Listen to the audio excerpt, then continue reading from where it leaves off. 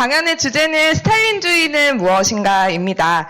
이번 강연의 발제자는 노동자연대 운영위원이자 국제연락간사를 맡고 계신 최일붕 동지입니다. 최일붕 동지는 책과 신문 노동자연대에서 러시아 혁명, 그리고 진정한 마르크스주의, 레닌주의에 대한 글들을 쓰고 집필을 해오셨습니다. 그러면 바로 발제자의 발제를 박수로 듣도록 하겠습니다. 우리나라는 분단돼 있죠. 하나의 민족 안에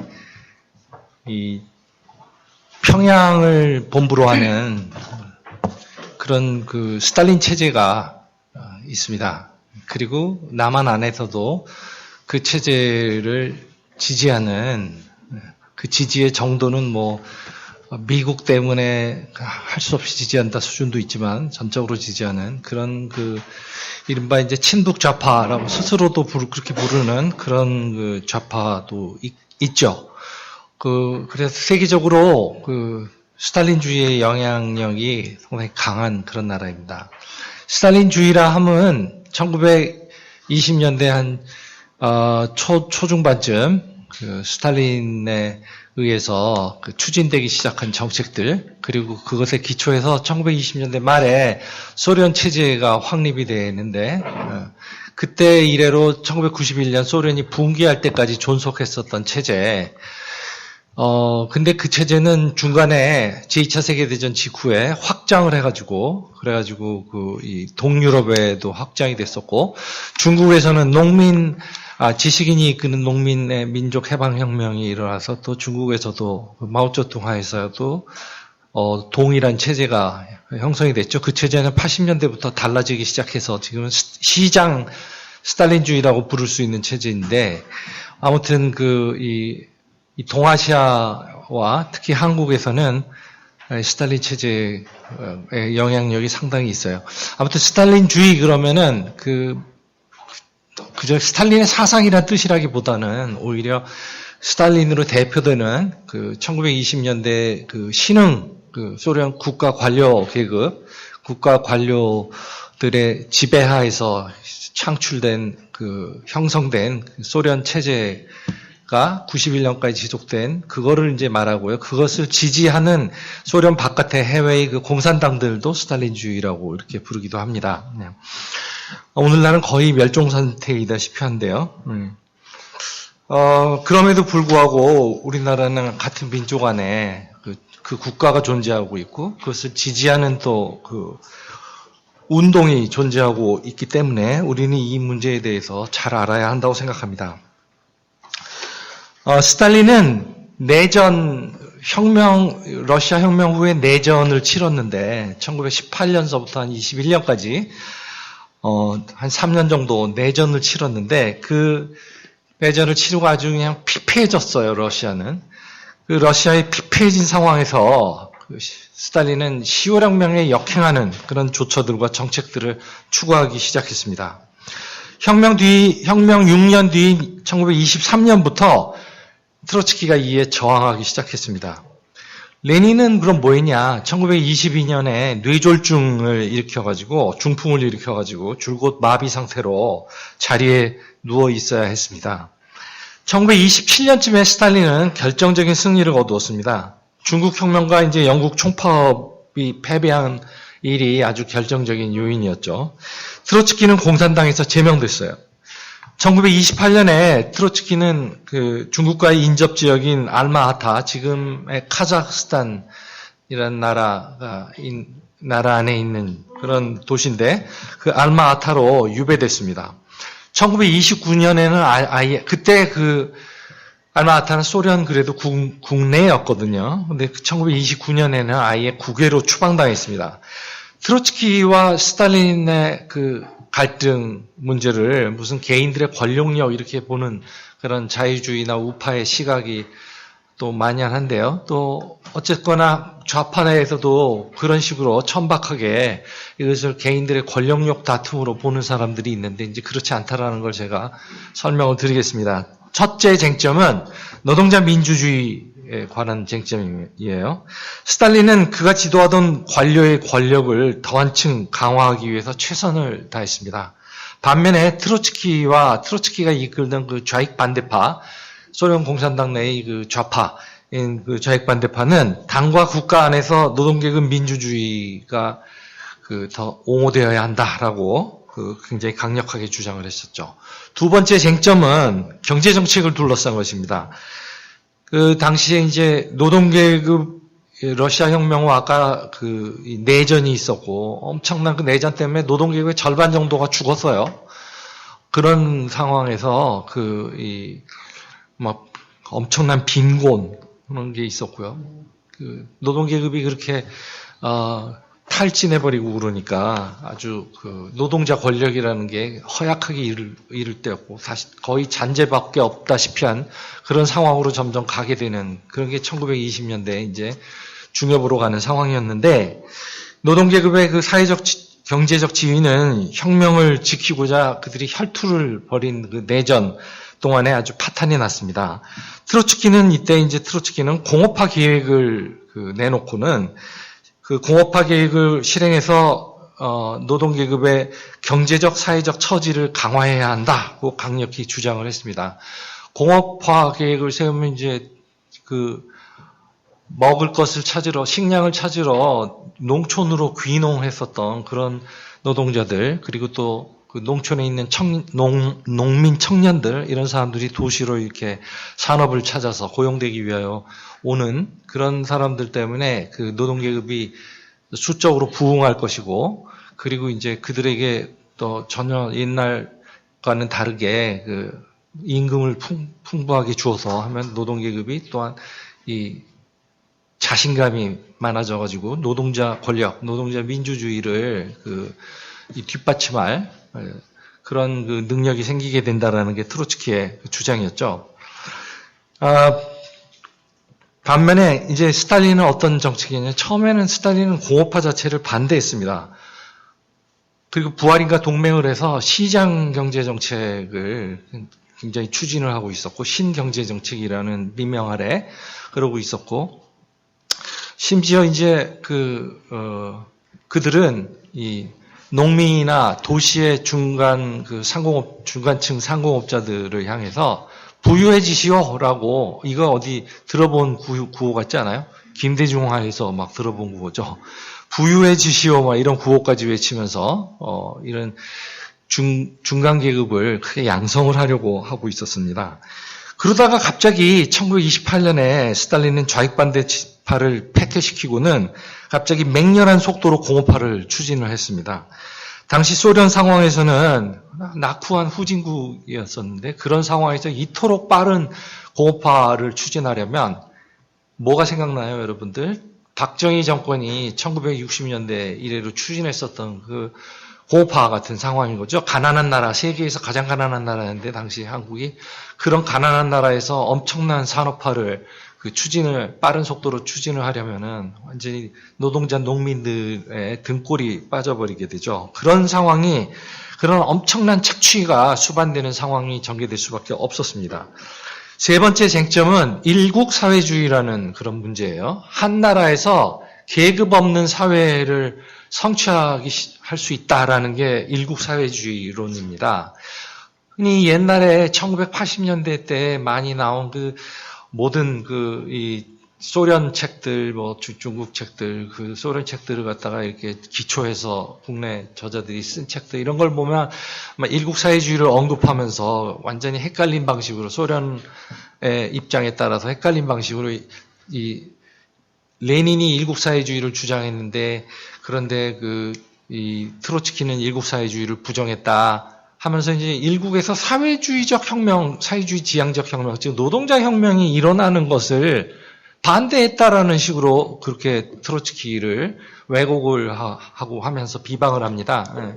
그건 전혀 사실이 아니에요. 당시의 논쟁의 맥락에서 사회주의라는 말은 계급 없는 사회의 첫 단계를 초기 국면을 사회주의라고 불렀어요. 좀 더 발전해서 그 사회주의가 더 발전해서 화폐도 필요 없고 분업도 이제 없어지고 그런 상황이 되고 하면은 그건 공산주의의 발전한 단계라고 불렀고 이 사회주의는 공산주의의 초기 단계 이렇게 다들 막스주의자들은 그렇게 이해하고 있었기 때문에 그렇기 때문에 일국 사회주의라고 하는 것을 둘러싼 논쟁은 무슨 뜻이냐면 한 나라에서 노동자 혁명이 일어날 가능성을 놓고 논쟁을 하는 것이 아니라 한 나라에서 계급 없는 사회가 이루어질 수가 있느냐라는 것에 대한 논쟁인 거예요. 이걸 갖다가 비틀어버리고 왜곡을 해버렸던 거죠. 스탈린주의자들은.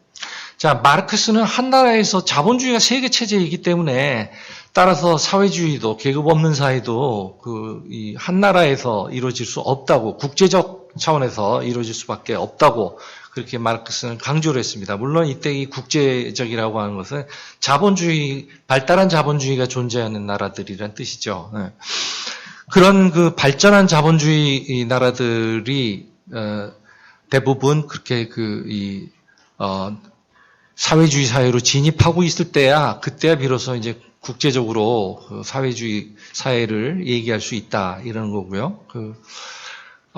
그건 아주 마르크스, 레닌, 트로츠키, 심지어 스탈린에 이르기까지도 그 개념은 그 국제적 사회주의라고 하는 개념은 완전히 하나의 그냥 그들 공산주의자들 사이에서는 상식이 돼 있었던 건데요. 갑자기 스탈린은 레닌이 죽은 바로 다음에 해에 국제사회주의는 꿈이다. 일국 사회주의가 가능하다. 이렇게 주장을 한 겁니다. 왜냐하면 1923년에 독일 혁명이 패배를 해갖고 굉장히 그 러시아의 공산주의자들, 혁명적 사회주의자들은 굉장히 우려를 하게 되었었는데 그 상황을 역이용을 하는 거죠. 역이용을 해서 이제 유럽에서 혁명이든 뭐 어디 중국이나 이런 곳에서 혁명이든 기대 꺼, 희망 꺼 그냥 러시아 한 나라에서 계급 없는 사회를 이룰 수 있어. 라는 트로츠키 표현에 빌자면 반동적 몽상, 반동적 공상을 추구를 했던 거죠. 마르크스, 엥겔스, 레닌은 사회주의 사회란 일국에서 이룩될 수 없고 오직 국제적 차원에서만 이룩된다고 강조했어요. 볼셰비키 당은 러시아 혁명을 승리로 이끌면서 혁명이 다른 나라, 특히 독일로 확산돼야 생존할 수 있다고 확신했었습니다. 그러나 독일 혁명이 패배한 이듬해 1924년 스탈린은 고전적 마르크스주의의 이 국제주의 사상을 버리고 러시아 일국에서만도 사회주의 사회를 이룩할 수 있다고 그렇게 주장하기 시작했습니다. 트로츠키와 좌익 반대파는 스탈린의 일국 사회주의론이 마르크스주의와 국제주의에 대한 전면적인 배신이라며 맹렬히 반대를 했죠. 그래서 이렇게 세 가지 쟁점, 경제정책, 그리고 노동자 민주주의, 그리고 일국 사회주의, 이런 문제들을 놓고 이제 벌어졌고, 그런데 종래의 역사책들은 트로츠키와 반스탈린의 투쟁을 개성이나 사상이 전혀 다른 개인들이 개인적인 권력 투쟁을 한 걸로 묘사를 해요. 하지만 둘의 투쟁은 서로 다른 사회 세력 간의 투쟁이었습니다. 트로츠키는 1917년에 분출했다가 내전과 고립으로 형해화되고 잔재만 남은 그런 노동자 권력을 대표했습니다. 그 노동자 권력을 대표했고요. 비록 엄청나게 훼손당하고 그랬지만 약화됐지만 반면 스탈린은 국제 노동자 혁명이라는 그 비전을 포기하고 냉소적으로 신흥 관료층을 대변을 했던 것이에요. 이 신흥 관료층은 새로운 지배계급으로 변모하고 있었습니다. 스탈린이 승리한 이유는 개인적 우월함 때문은 물론 아니거니와 심지어 그 저급한 간계 때문에 덕분에 승리한 것도 아니에요. 러시아 노동계급이 탈진한 그런 특정 상황에서 스탈린이 노동계급보다 더 강력한 사회 세력인 바로 국가 관료층을 대표했기 때문에 그는 이길 수 있었던 것입니다. 트로츠키의 저항이 비록 패배했어도 역사적으로 엄청나게 중요했습니다. 그의 투쟁은 마르크스주의의 명예를 구했습니다. 그가 아니었으면 오늘날의 혁명적 사회주의자들도 없습니다. 트로츠키의 투쟁은 사회주의의 이상인 자유와 민주주의, 평등을 지켰습니다. 그는 사회주의가 전체주의 독재나 관료적 횡포와 같은 것으로 여겨지는 것을 막았습니다.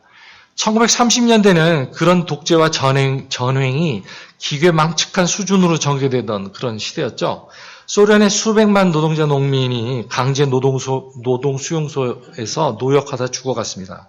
스탈린은 게다가 1936년에서 38년까지 모스크바 재판이라는 그 여론 조작용 재판을 열었습니다. 그래서 옛 볼셰비키 용사들을 능멸하고 모욕하고 고문을 해가지고 그래서 허위 자백을 받아가지고 사형을 시켰습니다. 허위 자백의 가장 흔한 유형은 파시스트의 스파이라고 하는 그런 것이었어요. 1917년 그 10월 혁명 때 볼셰비키 당의 간부였던 그 혁명가들이 모조리 다 살해당했습니다. 이때 부하린 뭐 트로츠키는 벌석에서 사형 선고를 받았고 그 1940년에 이 멕시코에 스탈린이 보낸 멕시코의 자객한테 라몬 메르카도르라고 하는 메르카데르 하여튼 그런 이 스탈린이 보낸 첩자에 의해서 그 첩자가 트로츠키 집에 스며들어가지고 도끼, 정확히 말하면 얼음 깨는 송곳으로 트로츠키를 살해를 했죠. 자, 1936년에 트로츠키는 그 배반당한 혁명이라는 책을 써갖고 스탈린 체제를 엄청난 강도로 비판을 했습니다. 그는 그 체제가 노동자 국가, 즉 마르크스가 말한 프롤레타리아 독재이긴 하지만 그러나 관료적으로 심하게 변질됐다고 그렇게 주장을 했습니다. 트로츠키가 소련을 노동자 국가 프롤레타리아 독재로 본 이유는 그 사회에 사적 소유가 없고 국영 경제가 지배하고 있기 때문이라는 것이었어요. 제 생각에 트로츠키는 소련의 너무도 새로운 현상이어가지고 그 사회를 정확하게 분석하지 못했던 것 같습니다. 우리가 1930년대 소련 사회를 카르 마르크스의 그 자본주의 분석과 연결시켜서 분석을 해보면 소련이 자본주의 한 형태, 한 변형태임을 알 수 있습니다. 그런데 트로츠키가 소련을 사회주의 사회로 본 것은 결코 사회주의 사회로 본 건 아니에요. 사회주의 계급 없는 사회로 본 게 아니라 이 노동자 국가 즉 그 과도기 그 사회로 그런 사회로 가는 과도기 사회라고 본 거지 사회주의 사회로 본 건 아니에요. 트로츠키는 스탈린주의를 레닌주의나 볼셰비즘의 연속으로 보는 것을 강력하게 거부했습니다. 오히려 스탈린 체제는 러시아 혁명의 반혁명적 대립물이다라고 말을 했습니다. 그가 1937년 8월에 발표한 글이 하나 있는데요. 스탈린 체제와 볼셰비키주의라는 그런 그 제목의 책이고 인터넷에서도 쉽게 찾아볼 수 있습니다. 거기서 그는 이 스탈린주의와 볼셰비즘 사이에는 엄청난 피해 강물이 흐른다고 그렇게 말하고 있습니다. 피해 강물이라는 표현은 러시아인들에게 매우 유명했던 표현인데 1905년 혁명이 일어났을 때 러시아 노동자들이 그 짜르가 사는 그 동궁 겨울궁전으로 행진해 갈 때 러시아는 경찰과 헌병이 경찰을 다 겸하고 있었어요. 그 헌병들이 그 발포를 해가지고 엄청나게 많은 노동자들이 그 학살당한 그런 그 상황을 놓고, 짜르와 인민 사이에 피해 강물이 흘렀다라고 당시 이렇게 유명한 표현이 있었는데, 이제 그 말을 1938년 30여 년이 지난 상황에서 바로 그 레닌주의와 또는 볼셰비즘과 스탈린주의 사이에는 이 피해 강물이 흐른다라고 얘기를 하고 있습니다. 달리 말해서 스탈린 체제는 마르크스주의나 혁명의 논리적 결과가 아니다. 마르크스주의나 혁명의 필연적 결과가 아니다라고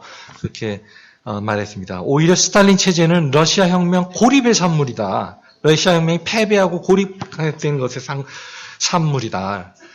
러시아 혁명이 다른 나라로 확산되지 못하고 러시아 노동계급이 크게 약화된 것의 산물이다라는 것입니다. 쭉 러시아 혁명의 논리적인 그런 그 연장선에 있는 것이 아니라 러시아 혁명의 산물이 아니라 오히려 러시아 혁명의 정반대 대립물이다라는 것이죠.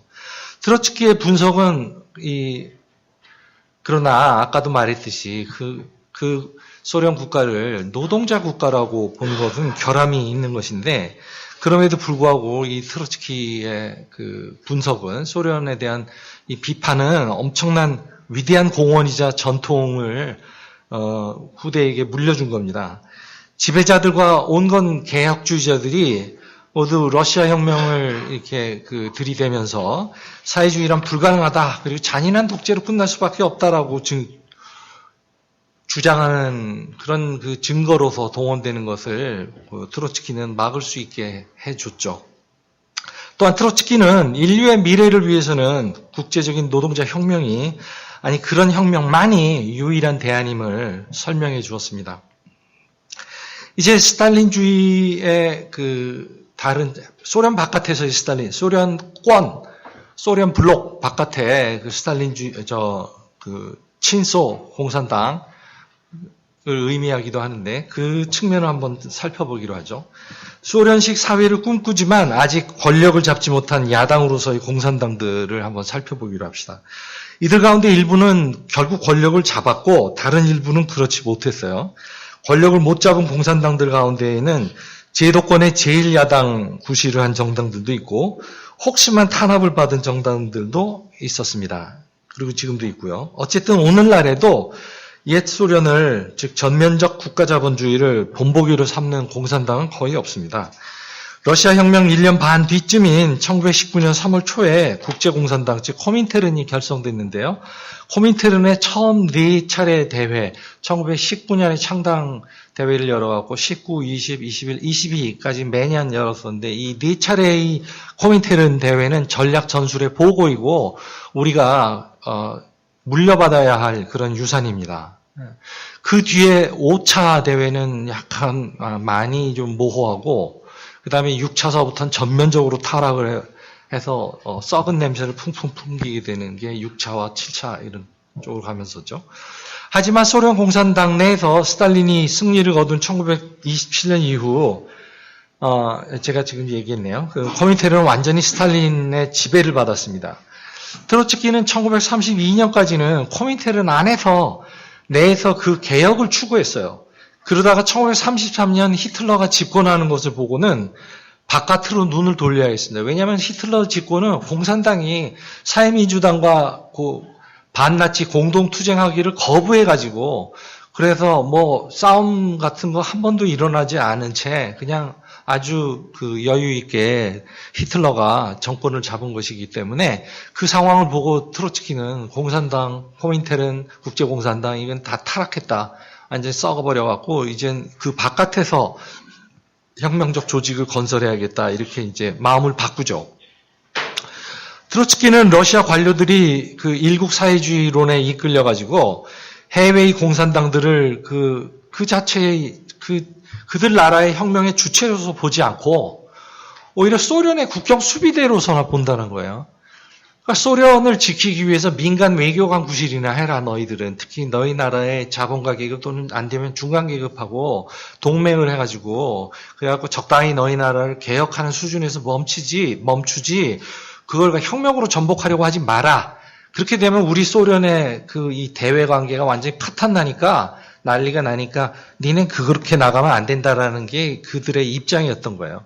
사실 요즘에 뭐 탈북자 얘기, 뭐 온갖 종류의 얘기들의 비판적인 그런 얘기들에 대해서 많은 사람들이 또는 그 친북 좌파들이 그게 뭐 대외 관계를 외교 관계를 훼손시키다, 남북 관계를 뭐 훼손시킨다, 뭐 이렇게 얘기를 하는 것은 다 이 스탈린주의 시대 때부터 이런 게 유산으로 물려받은 거라고 말할 수가 있는 거죠.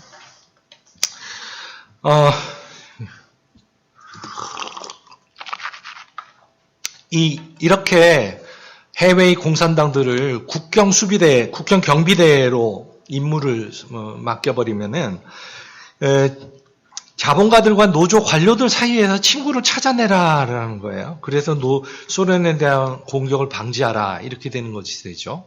그렇게 돼서 이제 어떤 일들이 벌어지는가는 제가 좀 이따 사례를 들겠어요. 당연히 배신과 배반이 뒤따랐죠. 특히 1925년에서 27년에는 중국에서 노동자 혁명이 일어났습니다. 그리고 1926년에는 영국에서 총파업이 일어났어요. 그런데 이 혁명들이 다 이제 패배하게 되는데 하나씩 얘기해 보면 1925, 27년 중국 혁명은 중국의 노동계급은 완전히 혁명적이었습니다. 그리고 신생 중국 공산당이 그들을 이끌고 있었어요. 그러나 스탈린과 코민테른 집행부는 중국 공산당이 국민당의 명령을 따라야 한다고 그렇게 명령을 했습니다. 근거는 중국에서는 자본주의적 혁명이 역사의 일정에 올라 있는 것이지 노동자 혁명이 일정에 올라 있는 것은 아니라고 하는 게 그들의 근거였습니다. 중국 공산당과 그 노동계급이 주저하고 우물쭈물하고 있는 사이에 1927년 4월 국민당 당시 지도자 그 장제스가 쿠데타를 일으켜가지고 노동조합원들 그리고 공산주의자들을 갖다가 체포하고 살해하고 그런 쿠데타를 일으켰습니다. 그래서 공산주의자들과 노동자 투사들은 남쪽으로, 난징 쪽으로 도망을 갔는데, 거기서도 그쪽 국민당 지도자인 왕징웨이라고 하는 사람을 또 지지했는데, 그가 이번에 또 쿠데타를 일으켜가지고, 그래가지고 그 공산당원들과 투쟁적 노조원들을 갖다가 살해를 하는 그런 그 일이 벌어졌었죠. 1926년 그 영국에서는 노동계급의 총파업이 일어났습니다. 앞선 시간에 제가 얘기했듯이 그 마르크스주의적 용어로 총파업이라고 할 때는 어떤 나라의 한 절반 이상이 되는 그 다수의 노동계급이 파업에 들어가고 그래서 그 나라의 그 정치적 경제와 정치가 거의 마비되다시피 되는 사태로 가는 게 이제 총파업입니다. 네.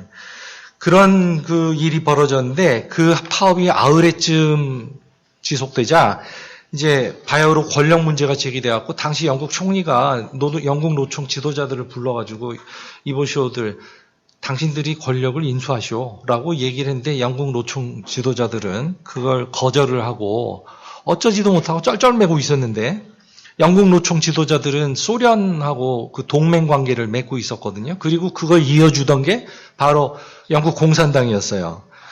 자, 이런 상황에서 이제 소련의 지시에 따라 영국 공산당은 그 파업을 취소를 그쯤에서 멈추라고 그렇게 그 제안을 하고 그래가지고 이제 영국 노총 지도자들은 아주 자신감을 가지고 아무 양보를 얻어내지도 않았는데도 자신감을 가지고 파업을 취소해버렸습니다.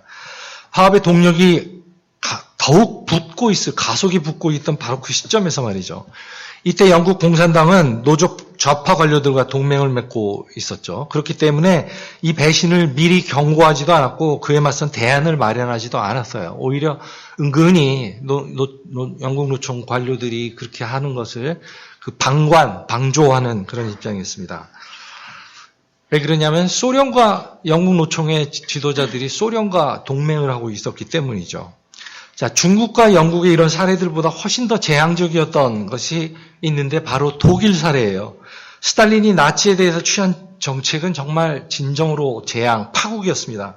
1929년에 우리 모두 알다시피 월스트리트발 대공황이 일어나죠. 그래서 그게 특히 독일의 대경제적 재앙을 안겨주고 있었습니다. 나치당의 파시스트들이 급속하게 성장을 하고 있었어요. 이때 소련에서 스탈린은 아까 말했듯이 아주 그냥 강제적 공업화를 급속하게 추진하고 있었다고 했죠. 그리고 강제적 농업 집단 농장화를 또 엄청나게 강압적이고 급속하게 추진을 했습니다. 그래서 이제 노동자들과 농민들을 나락으로 내몰고 그리고 삶과 생명을 빼앗고 있었던 때였죠. 이를 은폐할 필요성이 있었던 거예요, 스탈린이. 그래가지고 자신이 하고 있는 일은 그런 노동자 농민들을 다 말살이라기보다는 그들을 엄청나게 탄압을 하고 그래서 강제 공업화, 강제 집단 농장화를 추진하는 이것은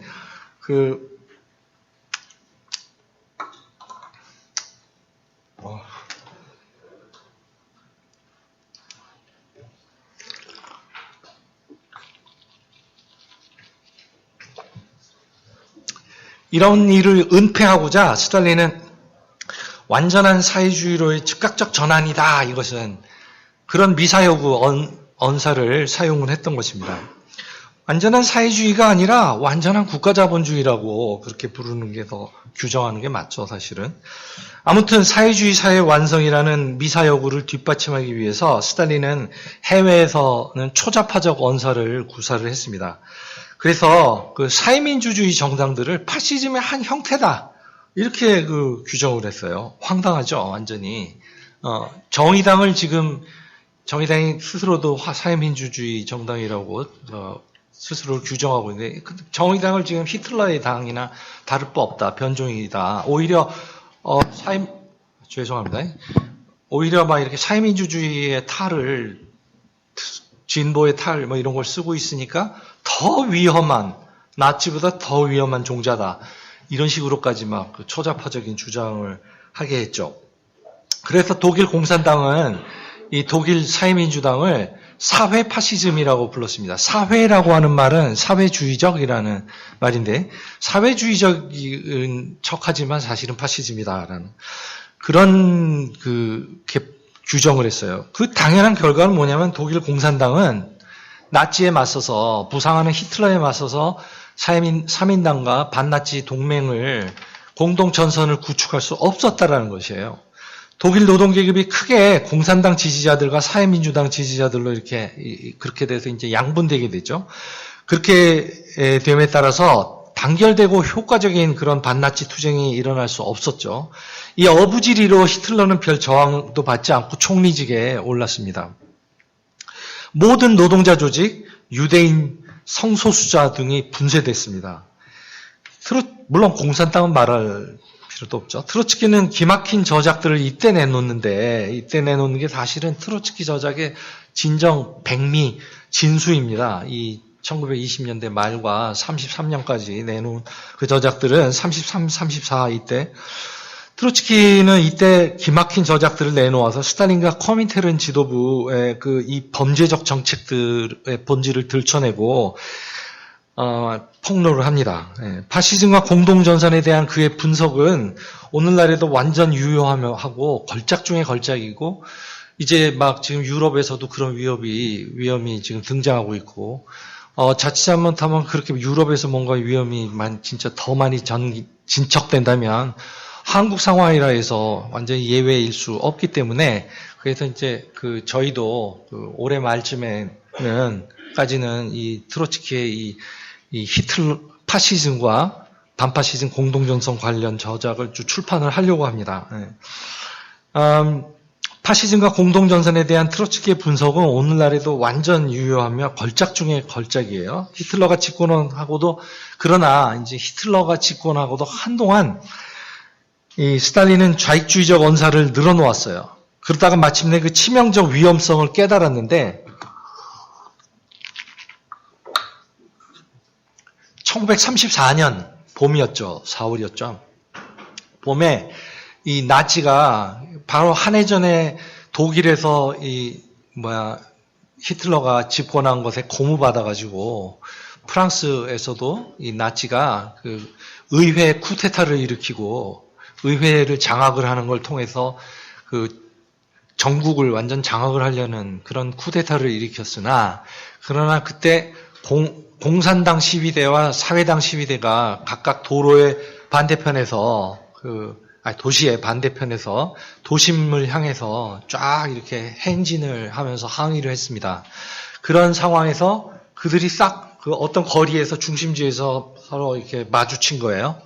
거기서 갑자기 정말로 노동계급의 본능에 부합하게 단결, 반나치, 반히틀러 그런 슬로건을 외치면서 단결하자 그래갖고 거기서 이제 완전히 극적인 융합이 이루어지는 그런 상황이 되죠. 그래가지고 이 프랑스에서 나치 쿠데타는 좌절됩니다. 이런 아주 일촉즉발의 상황을 경험을 하면서 이제 히틀러는 죄송합니다. 말이 막 헛나오네. 스탈린은 가슴을 쓸어내리면서 이제 정책 전환을 모색을 하게 돼요. 그래서 정책 전환을 정책 전환을 한답시고 한 게 뭐였냐면 이번에는 오히려 훌쩍 그냥 이 진보 좌파 정당끼리, 정치 조직들끼리 동맹을 하는 것 정도가 아니라 오히려 이번에는 지배계급의 일부까지 포함을 하는, 그러나 이제 실제로는 그게 잘 안 되고 있었기 때문에 중간계급의 조직인 이 급진당, 이름은 급진당인데요. 그러나 전혀 급진적이지가 않았습니다. 프랑스의 전통적인 자유주의 정당이었고, 프랑스 제국주의를 지지하고 있었고, 약간 급진이란 말이 그래도 사람들에게 그래도 먹힐 어떤 좀 뭐라 그럴까? 진짜 독특한 거는 사실 몇 년 전에 우리나라에서 무슨 찬이지, 갑자기. 네? 예, 운찬. 제가 약간 좀 더위를 먹어가지고 그 사람 뭡니까? 무슨 노동, 진보, 뭐, 좌파, 이런 건 전혀 아니잖아요. 완전히 저쪽 이명박 쪽도 탐을 냈었고, 그를 총리로 영입하려고 막 했었던 정운찬이 주장했었던 이윤 공유제, 이윤 이익 공유제라고도 그러죠. 그거를 주장을 한 그런 거 같은 게 좀 급진적으로 그게 뭐 급진적입니까?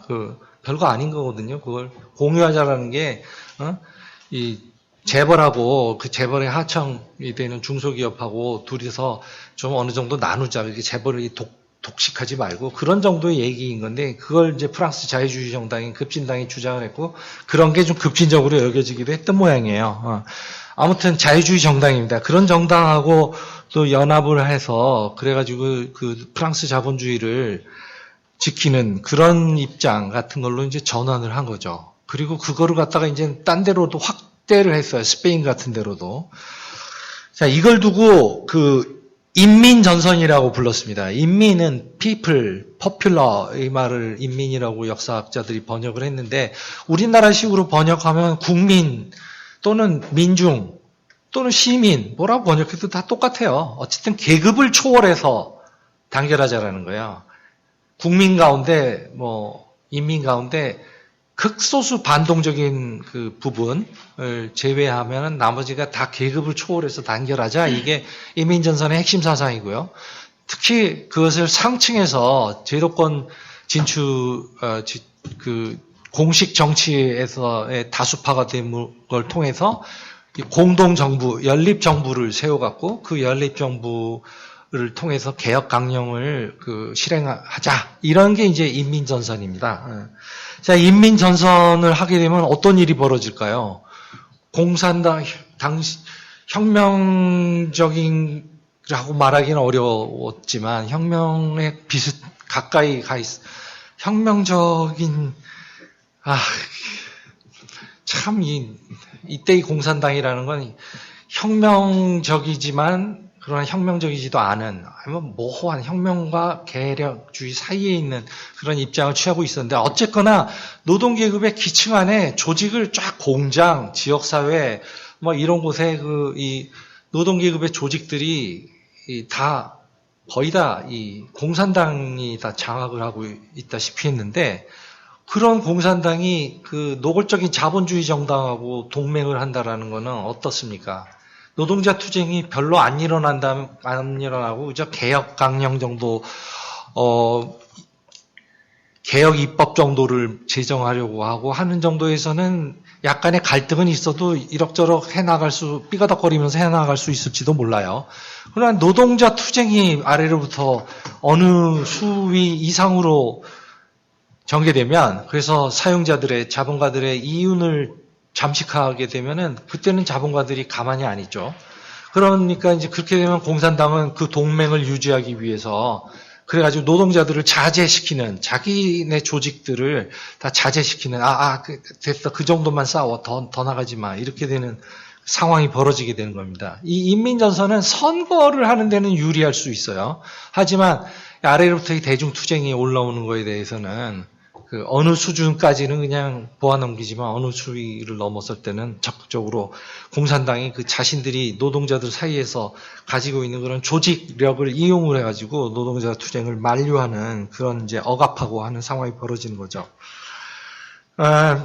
이런 전략은 이 프랑스에서 1936년에 전국의 노동자들이 다 공장을 점거하는 그런 어마어마한 혁명 자체는 아니지만 혁명 일보 직전인 그런 상황에서 노동자 투쟁을 다 말아먹는 그런 상황이 벌어지고, 그 다음에 이웃에 있는 스페인에서는 파시스트 군 장성인 프란시스코 프랑코가 군사 쿠데타를 일으켰고, 거기에 맞서서 노동자들이 총파업으로 맞서고, 그래서 이제 내전과 혁명이 벌어졌거든요, 스페인에서. 그런 상황을 갖다가 다 말아먹게 되는 그런 상황으로 벌어졌었던 거죠.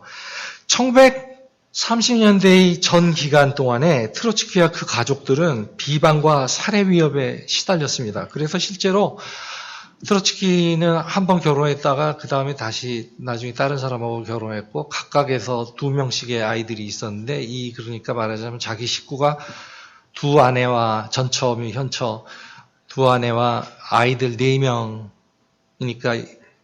6명이잖아요. 6명 중에서 5명이 다 스탈린에 의해서 살해당하거나 의문의 독살을 당하거나 정신병원에 갇히거나 유배를 당하거나 시베리아 유배를 당하거나 그런 엄청난 개인적인 비극을 겪었습니다. 이때 서구 지도자들, 서구의 집권 정당들, 부르주아 정당들, 이들도 트로츠키를 고립시켰고, 트로츠키가 자기네 나라에 들어오지 못하도록 다 그 비자를 내주지 않고 그랬습니다.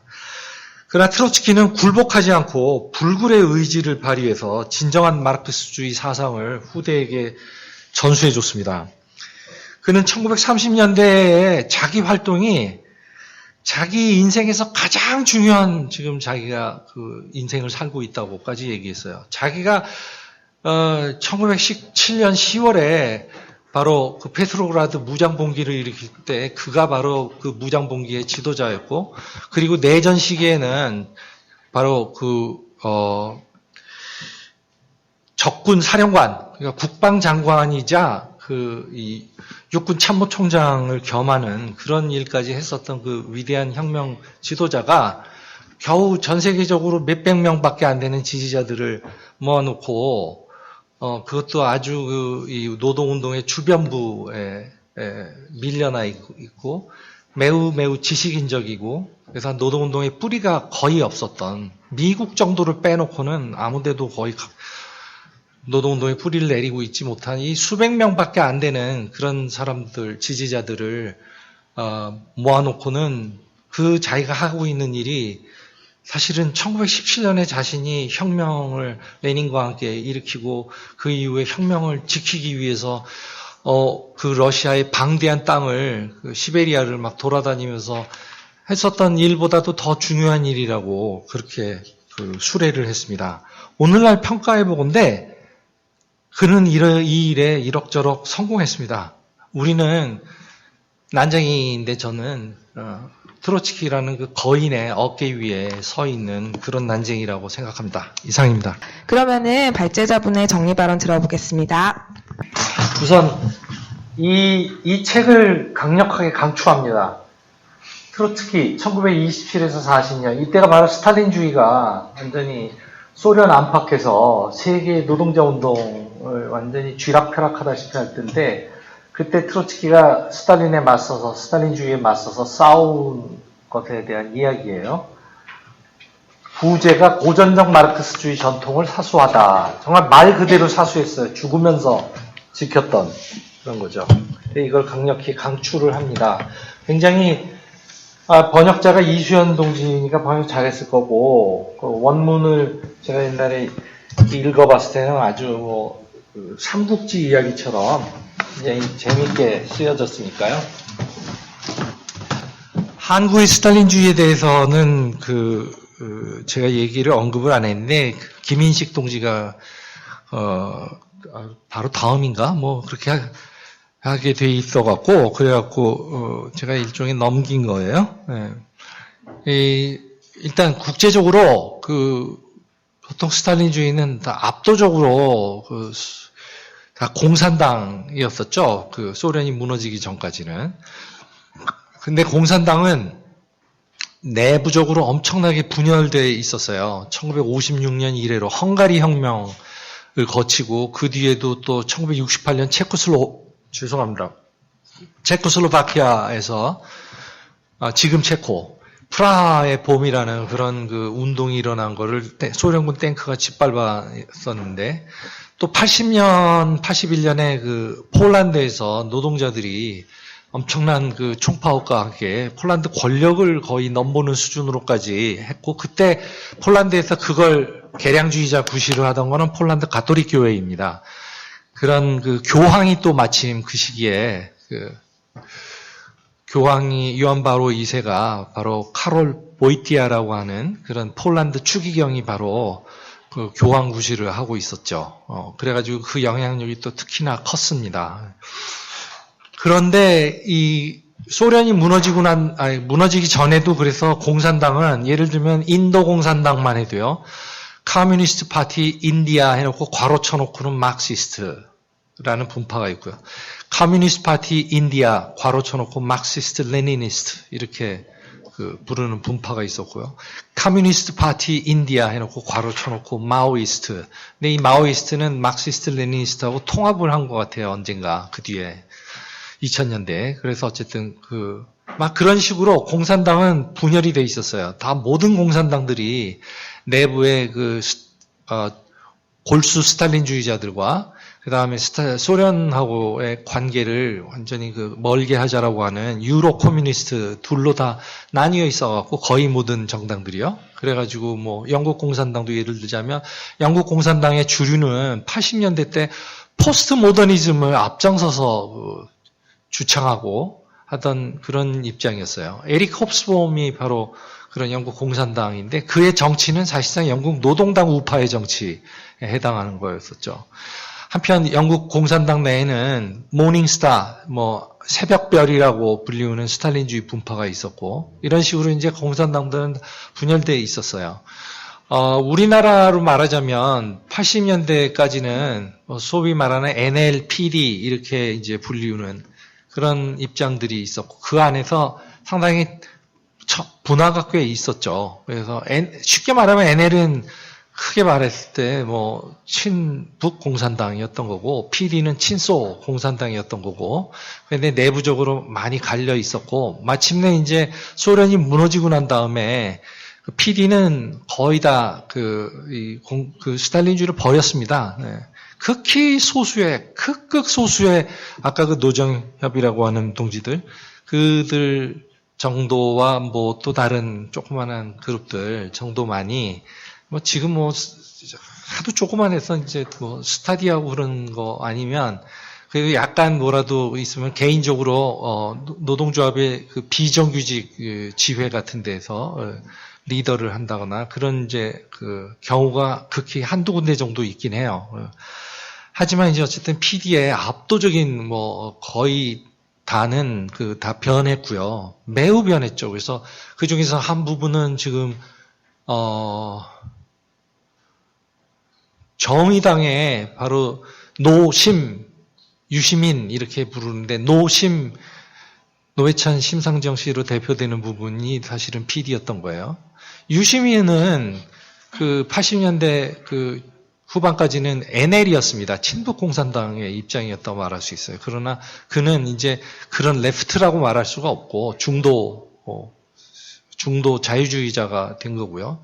아무튼 정의당의 노심 쪽으로 대표되는 부분과 근래 정의당으로 합세한 이 인천연합 계열의 자민 NL 쪽의 인천연합 쪽 그런 부분들 그쪽은 PD가 아니네, NL이네. 그런 쪽은 굉장히 오른쪽으로 이제 간 거고 그래서 중도 좌파 진보라고 부르지만 중도 좌파 서구적 용어로 국제적 용어로 얘기하면 중도 좌파.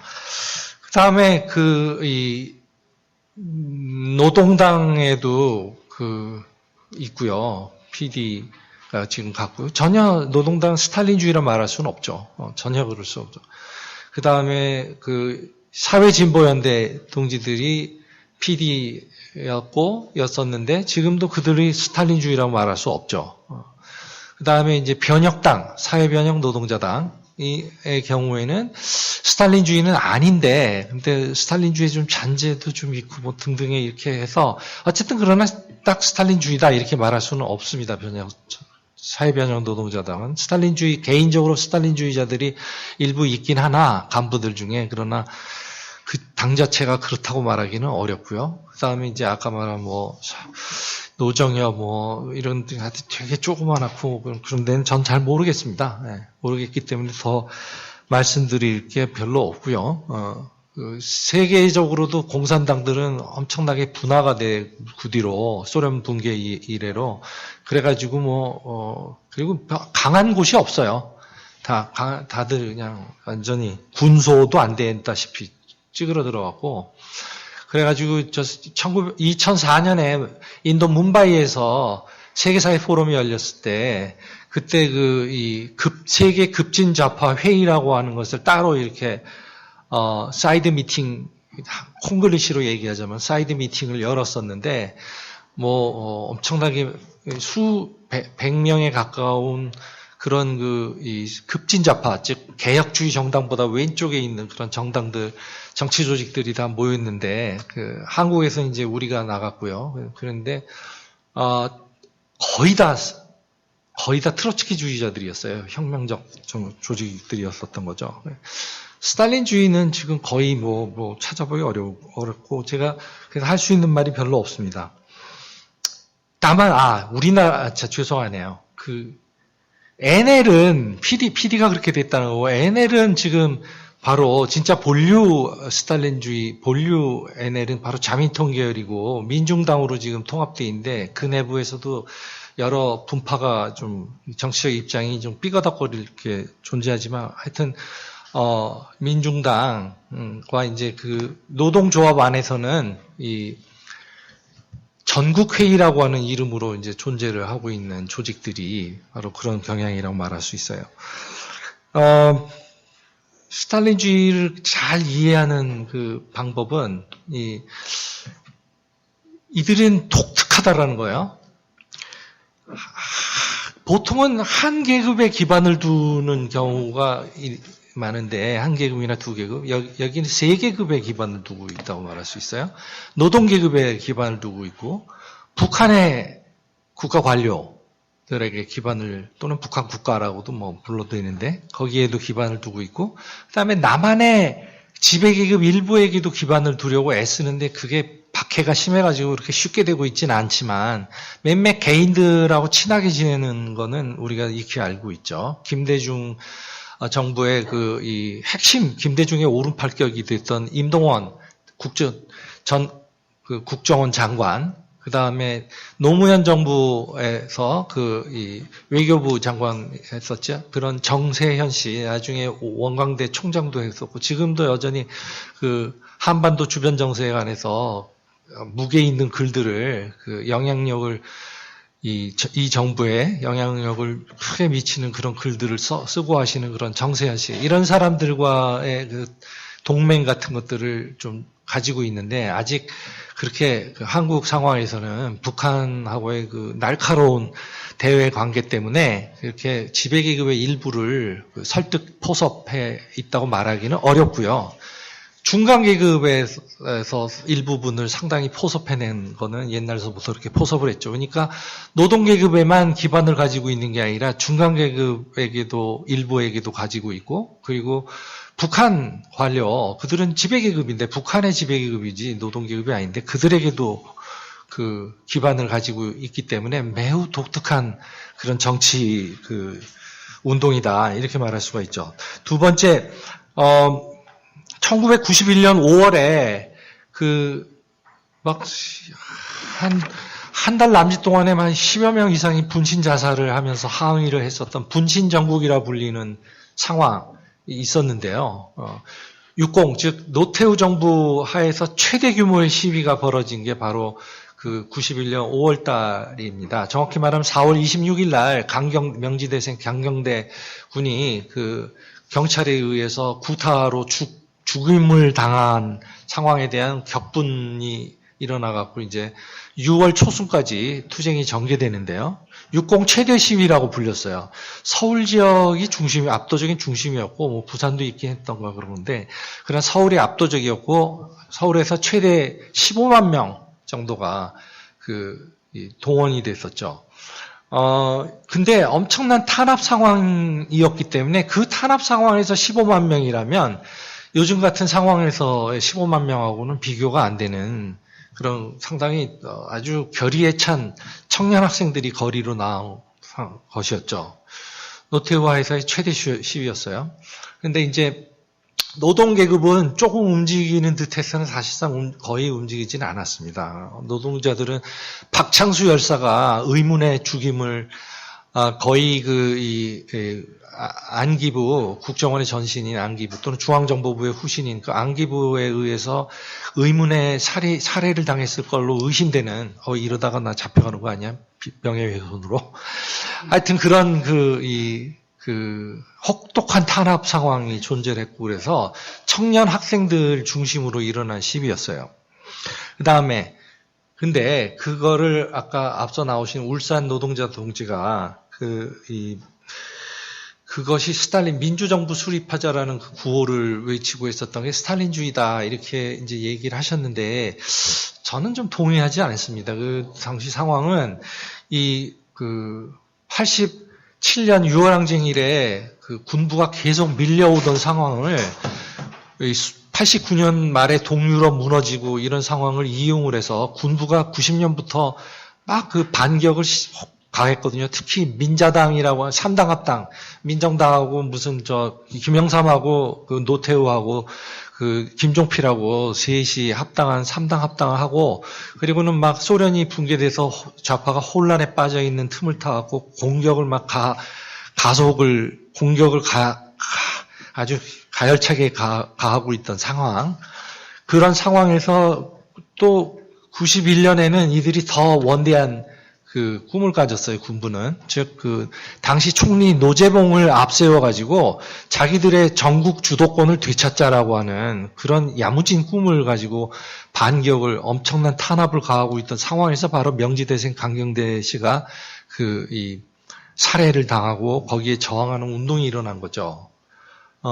단지 한 사람의 죽음에 대한 운동이 아니라, 기본적으로 군부가 다시 87년 6월 항쟁으로 빼앗겼던 거를 되찾으려 한다라는 거에 대한 사람들의 위기의식이 바로 저항으로 나타난 거예요. 그런 상황에서 당시의 그 계급 세력 관계, 세력 균형은 명백히 열세였습니다, 우리 쪽이. 열세였고, 엄청난 국가 탄압에 대해서 저항하고 있는 그런 상황에서 민주정부 세우자, 지금 노재봉 앞세워서 군부가 다시 정권을 찬탈하려고 하는 그런 막자라는 그런 문제의식 속에서 나온 그 구호를 민중주의이자 스탈린주의라고 그렇게 우리가 야단칠 수는, 매도할 수는 없다고 생각합니다. 이건 굉장히 자연스럽고 소박한 구호고, 당연히 우리가 지지하면서 노동계급이 그 투쟁에 동참하도록 하는 것이 굉장히 중요한 과제였었던 거죠. 그 다음에 여성과 성소수자가 스탈린 체제하에서 다시 억압받은 이야기들은 아주 좋은 지적을 해주셨습니다. 여성과 성소수자들을 비롯한 각종 사회의 이 천대받고 차별받는 사람들이 러시아 혁명으로 엄청나게 이 해방을, 그리고 이혼도 자유였었고, 누구든지 한쪽이 원하면 그 자리에서 그냥 이혼이 되는 거고, 모든 게 이런 성적인 관계들이라는 게 국가가 간섭하고 못하게 하고 또는 하게 하고 하는 식의 그런 강제가 없는 좋은 개인적인 관계에는 그런 해방의 차원이 열렸었는데, 그걸 스탈린 체제 하에서 20년대 말부터는 다 회수돼 갑니다. 네. 그 다음에 마지막으로 이제 스탈린주의자들이 트로츠키를 왜곡 비방하는 최근에 그런 근거가 뭐냐?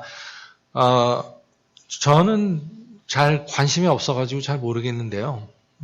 옛날에는 터무니없이 30년대에는 트로츠키를 아까 모스크바 재판 제가 얘기했었는데, 거기서 트로츠키를 골석 재판에다 세워가지고, 그래가지고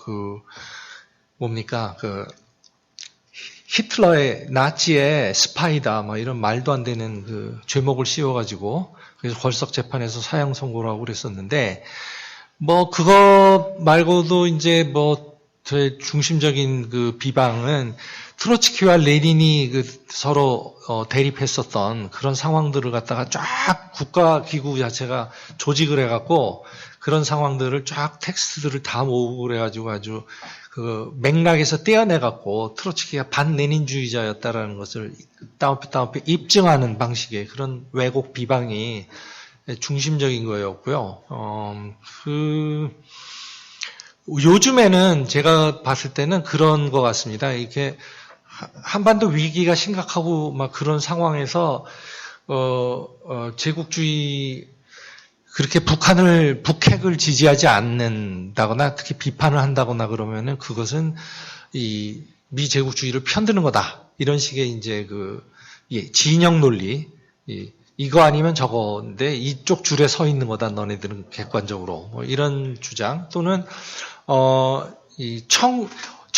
국가 자본주의론이라고 하는 것은 그거는 완전히 그 반동의 서양 제국주의를 편드는 거다라는 식의 그러니까 그런 식의 게 대부분이죠. 트로츠키주의 같은 그런 입장은 다 소련이나 북한을 국가 자본주의 한 변형태로 보고 그러는 것은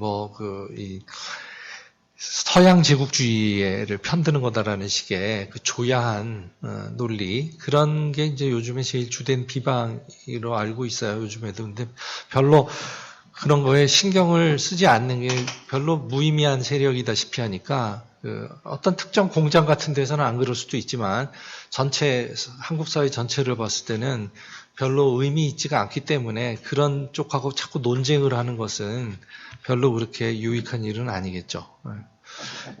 아무튼 우리는 자민통 동지들의 경우에 또 뭐 술자리에서는 그렇게 북한을 비판하는 입장은 좀 문제가 있을 수 있다 이렇게도 얘기하지만 그렇게 자민통의 본류 그러니까 그런 자민통이 아니라 아까 말한 무슨 노정협이다 뭐다 이런 조그만 군소 그런 종파들이 아니라요. 이 자민통의 주류 민중당으로 대개 조직되어 있는 그 동지들은 그런 동지들은 아닙니다. 일단 분명히 아셔야 할 거는 그들이 굉장히 뭐라 그럴까요? 우호적으로 생각하는 북한 관료는 북한의 지배계급이지만 그들은 우리나라, 남한에서는 박해받고 사냥당하고 마녀사냥당하고 하는 그런 피어가 사회 집단과 사회계급에 기반을 두고 있는 사람들이고 방금 전까지 지금도 그들의 리더 중에 한 명은 여전히 감옥에서 풀려나오지 못하고 있다라는 걸 우리가 알아야 돼요. 그래서 그들과 북한의 관료를 동일시하는 그 엄청난 실수를 해서는 안 된다는 거고요. 그 다음에 두 번째 우리가 얘기하는 건 그들은 87년 6월 항쟁에서 가장 주도적인 구실을 했고 90년대 동안에도 굉장히 헌신적이고 주도적인 운동의 조직자들이기도 했기 때문에 상당히 비록 많이 2010년대에 사기저하되고 많이 그런 것 때문에 좀 약간 뒤틀린 데도 심사가 뒤틀린 데도 있긴 하지만 그럼에도 불구하고 매우 건강한 활동가들입니다. 예. 매우 개별적으로도 아는데요. 그분들의 리더급들을 상당히 나쁜 습관 같은 것도 있긴 해요. 물론 스탈린주의로부터 물려받은 이렇게 제일 나쁜 게 뭐냐면 자꾸 조정을 하려고 한다거나 운동을 이렇게 정치 브로커링을 모종의 전술로 생각을 한다거나 그런 것 같은 건 나쁜 점인데 그러나 어쨌든 그 사람들은 한국의 투사들이고 건강하게 운동을 젊었을 때 시작한 사람들이라 여전히 그런 그거를 가지고 있고 그렇기 때문에 우리가 그런 동지들은 좀 상당히 진중하게 대하는 것이 옳다고 저는 생각합니다. 이상입니다.